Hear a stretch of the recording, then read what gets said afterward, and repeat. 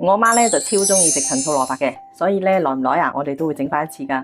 今日咧將我哋試過最好食嘅料汁比例咧，同大家分享一下。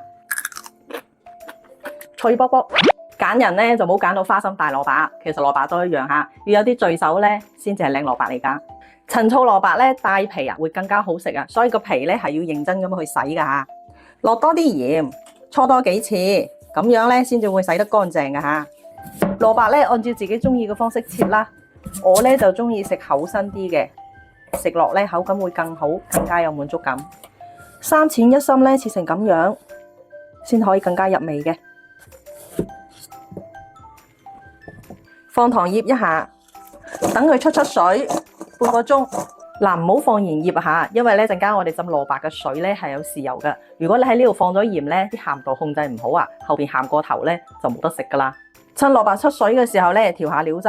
我呢度咧係2斤嘅蘿蔔，3年嘅陳醋咧就200克，生抽咧都係200克，冰糖咧就150克嘅，要揀啲細粒㗎嚇。蒜頭就8粒切片，指天椒咧就半條，你食得辣咧你都可以放多啲㗎嚇。呢個比例咧，我食落就係啱啱好嘅。糖咧就唔好再少咯，如果唔係就會太酸噶啦。甜咧本身係可以平衡酸味噶嘛。半個鐘噶啦嚇，你睇下出咗好多水啊！揸乾水放落個汁入邊，最好咧放喺冰箱嚟醃個嘢，咁啊仲加好食啦。已經醃到第2日噶咯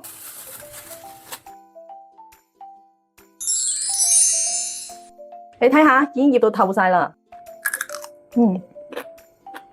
脆卜卜，酸酸甜甜，一啖落去咧，口水都出埋嚟啊！嗱，呢種厚片咧，食落嚟超有滿足感喎，擺喺冰箱1個禮拜都冇問題㗎。